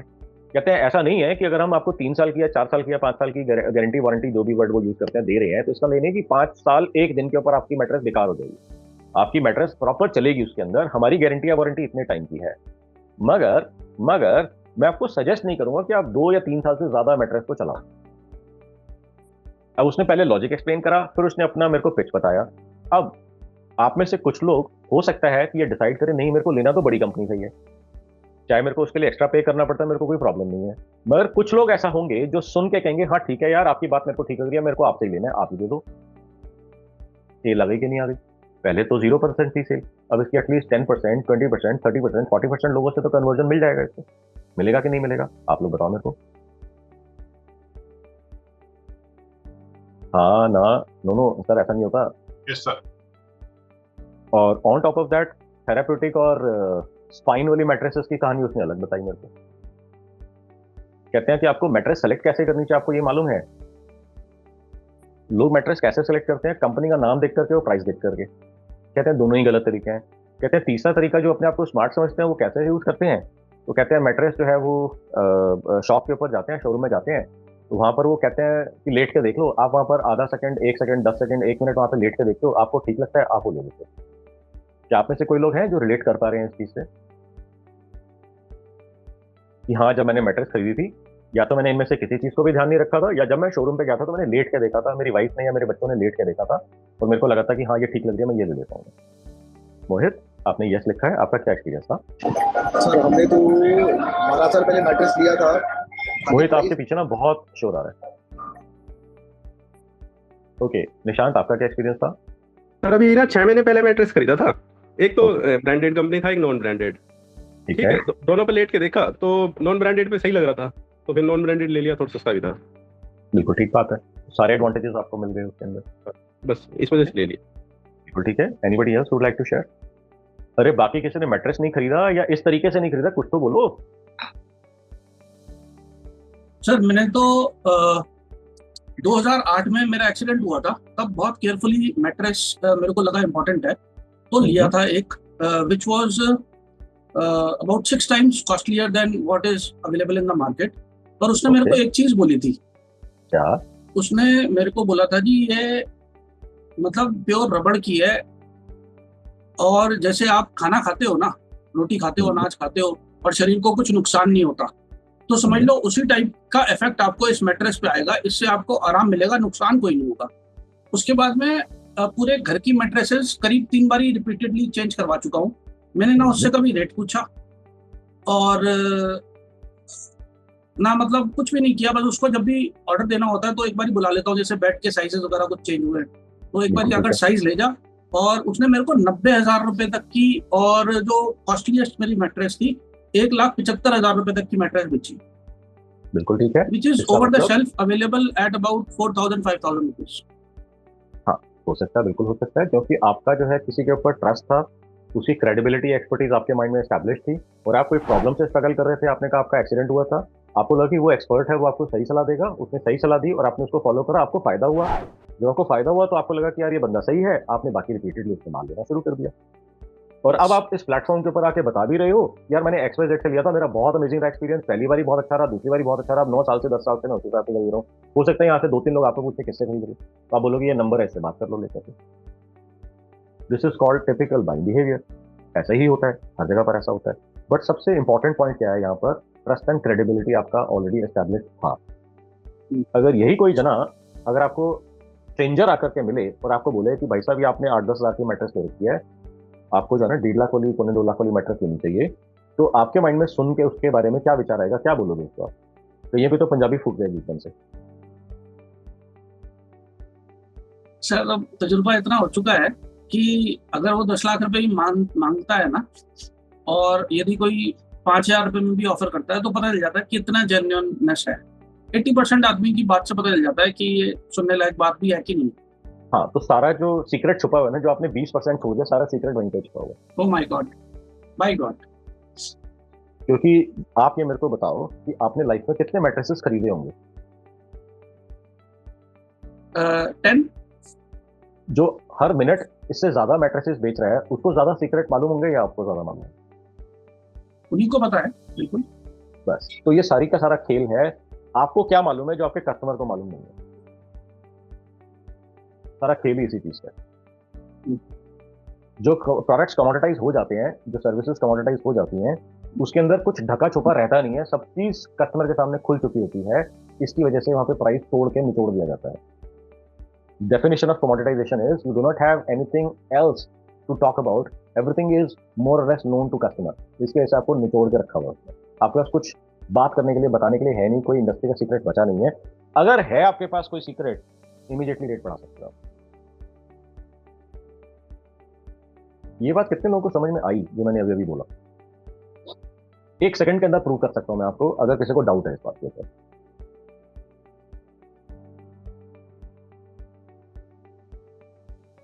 सर इमीडिएटली समझ आ गई।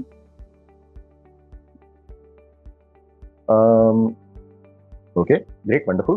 तो आपको जो ना इस चीज के ऊपर फोकस करना है, और one of this secrets is called sourcing.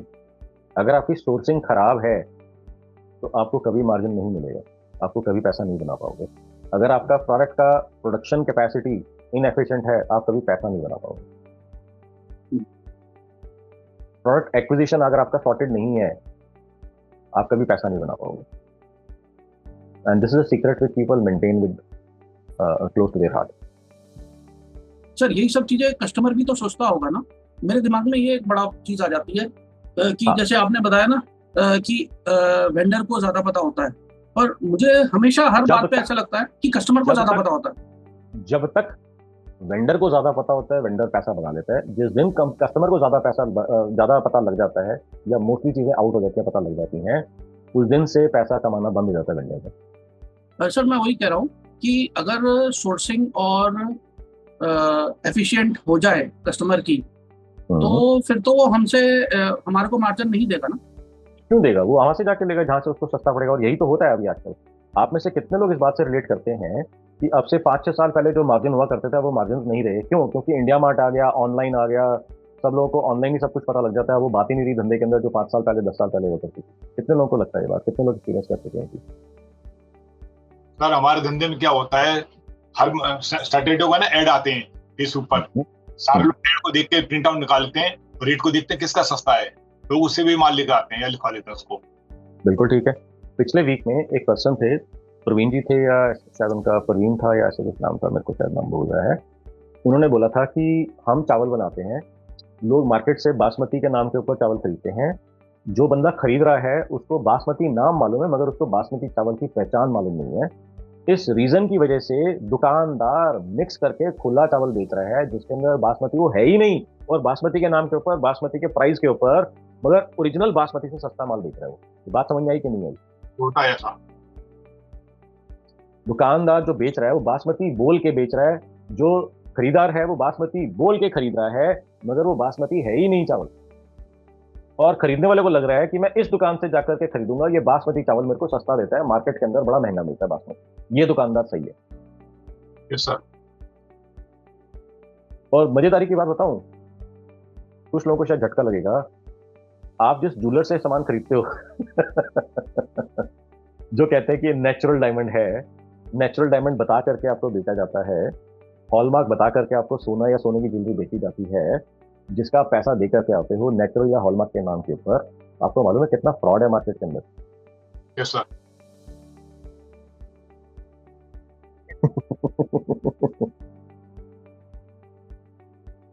आशीष, मेरे को कैसे मालूम है ये सब चीजें? आप ही लोगों से बात करके ही तो मालूम चला है। और आप लोग जब बताते हो, मैं सिर्फ आपको इसी चीज में तो हेल्प करता हूँ यार, जो इन्फॉर्मेशन आपके पास है उसको मार्केट तक पहुंचाना कहते हैं, टारगेट ऑडियंस तक पहुंचाना कहते हैं। यही मेरी सुपर अल्ट्रा स्पेशलाइजेशन है, यही मेरी सुपर पावर है जो मैं आपको सिखा देता हूँ। और हर एक इंडस्ट्री के अंदर, हर एक इंडस्ट्री के अंदर ऐसी इंफॉर्मेशन है जो आपके पास है, आपको वैल्यूएबल नहीं लगती है मगर आपके बायर के लिए सुपर वैल्यूएबल हो सकती है। या तो आपको मालूम नहीं है वो क्या इंफॉर्मेशन है, या आपको मालूम है मगर आपको उस इंफॉर्मेशन को ठीक से यूज करना नहीं है। ये बात समझ में आ रही है कि नहीं आ रही है? अब मैं कल एक पर्सन से बात कर रहा था, उन्होंने बताया कि हमारा पेस्टिसाइड का बिजनेस है। क्या बात कर सकते हैं इसके बारे में? जिनका बिजनेस है अगर वो ओके हैं तो मेरे को बोल दें, अदरवाइज ओके। तो विद योर परमिशन राहुल, उन्होंने बोला कि पेस्टिसाइड का बिजनेस है हमारा। अब गवर्नमेंट के साथ मिल करके गवर्नमेंट ने पेस्टिसाइड जो है खुद ही बेचना शुरू कर दिया है किसानों को। हमारा पेस्टिसाइड महंगा होता है और गवर्नमेंट की दुकान से कई बार हमारे से भी ज्यादा महंगा पेस्टिसाइड बेचा जा रहा है फार्मर्स को। अब प्रॉब्लम क्या है कि गवर्नमेंट की दुकानों से पेस्टिसाइड खरीद के भी उनके फसल में कीड़ा लग जाता है। अब ये बात, इंफॉर्मेशन किसानों के लिए यूजफुल है या नहीं है? आप लोग मेरे को बताओ कि क्या किसानों के लिए ये बात इंफॉर्मेशन यूजफुल है या नहीं है? अगर किसानों के लिए ये बात यूजफुल है तो हमारे को क्या करना चाहिए कि इस देश में कितने किसान होंगे? Any idea? Anybody has any idea कि इस देश में कितने किसान होंगे इंडिया के अंदर?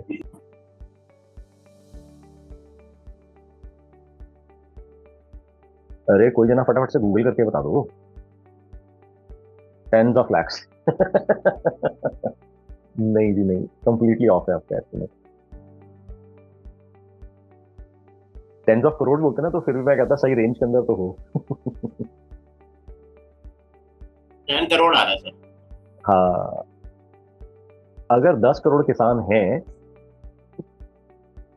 मोर देन 93 मिलियन, तो इसका मतलब आप लोग बात कर रहे हो 9 साढ़े 9 करोड़ की, तो मैं 10 करोड़ के आसपास की बात कर रहा था।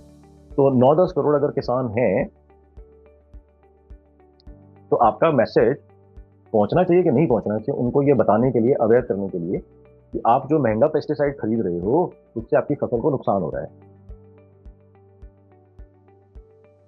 कहां से खरीद रहे हो इससे फर्क नहीं पड़ता, आपकी फसल को नुकसान हो रहा है। आपकी फसल, आपके पूरे 6 महीने की, 5 महीने की, 4 महीने की मेहनत जीरो हो जाएगी। जमीन भी हो सकता है आपकी खराब हो जाए, अगली फसल जो आप उसके ऊपर लगाओगे वो भी हो सकता है खराब हो जाए, क्योंकि आपको मालूम है पेस्टिसाइड का अगर हम गलत तरीके से इस्तेमाल करते हैं तो जमीन खराब हो जाती है। ये बात मालूम है Rahul? Does that hold validity? Right sir. और अगर ये जमीन खराब हो जाती है तो कितने साल तक वो जमीन वापस यूज नहीं करी जा सकती? प्रॉब्लम सारी है ना, जैसे जो पेस्टिसाइड्स गलत यूज होते हैं तो उससे जो कैंसर वाली आप देख रहे हैं आजकल बहुत इजीली कैंसर फाउंड हो रहा है, वो इसी वजह से हो रहा है। हाँ, मगर किसान को तो इससे फर्क नहीं पड़ता ना, क्योंकि किसान जो है, आपने देखा होगा टीवी के अंदर वीडियोस देखे होंगे ना, इंजेक्शन लगा देते हैं ऑक्सीटोसिन के। और इसी वजह से जो आपने वीडियोस देखे हुए हैं, आपका दिल करता है कि यार मेरे को कोई अच्छी जगह से सामान मिल जाए, और इसी वजह से ऑर्गेनिक बता करके आपको माल 3 से 5 गुना से 10 गुना ज्यादा पैसे के ऊपर चिपकाया जा रहा है। आपको मालूम है ऑर्गेनिक प्रोडक्ट की डेफिनेशन क्या होती है जो आप ऑर्गेनिक के नाम पे खरीद रहे हो? Don't get me started on organic products. जो आप ऑर्गेनिक के नाम पे खरीद रहे हो, हाउ श्योर आर यू कि वो ऑर्गेनिक रियली में है? आप में से कुछ लोग हैं जो ऑर्गेनिक खरीदते हैं। कभी किसी ने ऑर्गेनिक मटेरियल खरीदा है? दालें, सब्जियां, फ्रूट ऑर्गेनिक खरीदा है आपने कभी? अरे भाई बोलो, हाँ ना, कभी नहीं खरीदा, कुछ तो बोलो। 100% नहीं होता सर, डुप्लीकेट होता है। यस सर, खरीदा है। तो आपको कैसे पता लगता है कि जो आप खरीद रहे हो वो एक्चुअली ऑर्गेनिक है? ऑर्गेनिक की डेफिनेशन क्या होती है? लिखा होता है बस, केवल उसके ऊपर बस रेपर होता है ओनली ऊपर का, बस। और रेट ज्यादा होते हैं ये तो पता चलता है हाँ भाई सही में ऑर्गेनिक होगा ही। हाँ, ये हमारी नॉलेज का लेवल है, ये हमारी नॉलेज का लेवल है एज ए बायर। और अंकित आप कह रहे थे कि आपको लगता है बायर को हमेशा ज्यादा मालूम होता है। हाँ, मेरे को ये मेरा पर्सनल फ्लॉ है। मेरे को ये लगता है कि सामने वाला इंटेलिजेंट है बहुत ज्यादा। Not only buyer but I consider everybody else to be intelligent.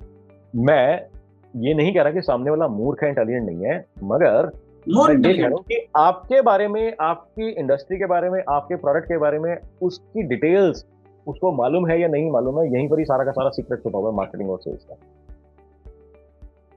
अब लोहा या ईंट या बदरपुर या सीमेंट, क्या इसके अंदर भी सीक्रेट होता है? आप में से कितने लोग गए हैं कि मेरे को फलानी कंपनी की ईंट चाहिए या फलानी कंपनी का बदरपुर चाहिए? सर सीमेंट में तो होता है। सीमेंट में तो होता है, मगर सीमेंट की स्टोरी किसी और दिन डिस्कस करेंगे। सीमेंट की भी स्टोरी है इसके अंदर। मैं सीमेंट कंपनी को भी हेल्प कर चुका हूँ।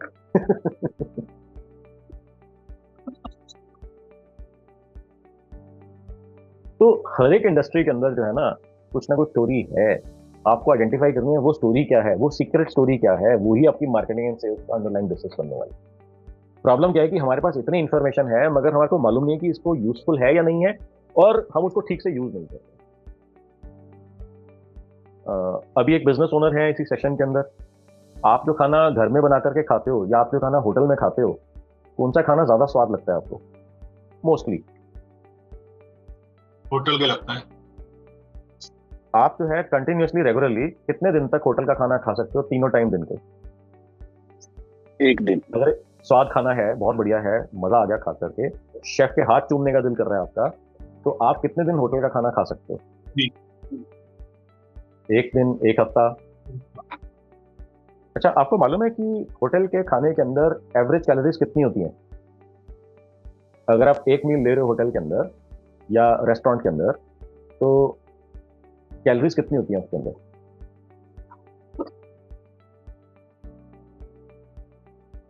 ओके, निशांत कह रहे हैं 2000 कैलोरीज। अच्छा निशांत, आप मेरे को बता सकते हो कि एक दिन के अंदर एक ह्यूमन बीइंग को एवरेज कैलोरीज चाहिए कितनी होती हैं? 2-2,500 सर। हाँ जी, कोई है यहाँ पर जो इस चीज को वैलिडेट कर सके? सर आई थिंक 2000 कैलोरी चाहिए एवरी डे में, if my understanding is correct. Okay, अगर 2000 कैलोरीज आपको दिन की चाहिए, मेरे को मालूम नहीं है, मेरे को शायद 1800 ऐसा याद आ रहा था, बट हो सकता है 2000 हो, 2500 हो, जितना भी हो। Anybody knows for sure, he can verify and validate it. But अगर 2000 कैलोरीज अगर आपको पूरे दिन के अंदर चाहिए, आपको एक टाइम के खाने के अंदर उतनी कैलोरीज मिल रही हैं, तो आप हो गया यार मजा आ गया, पैसे भी कम लगे और कैलोरीज भी ज्यादा मिल गई। कितने लोग इस बात से सोच के कहेंगे यार तो मैं तीनों टाइम रोज वहीं का खाना खाऊंगा?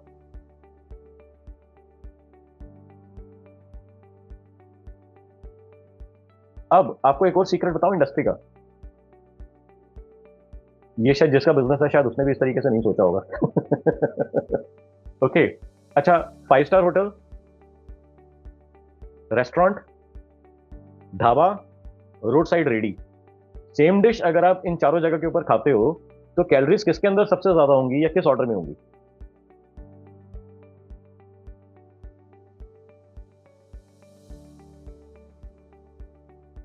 रेस्टोरेंट में हाईएस्ट होनी चाहिए आइडियली। ढाबे या रेडी में?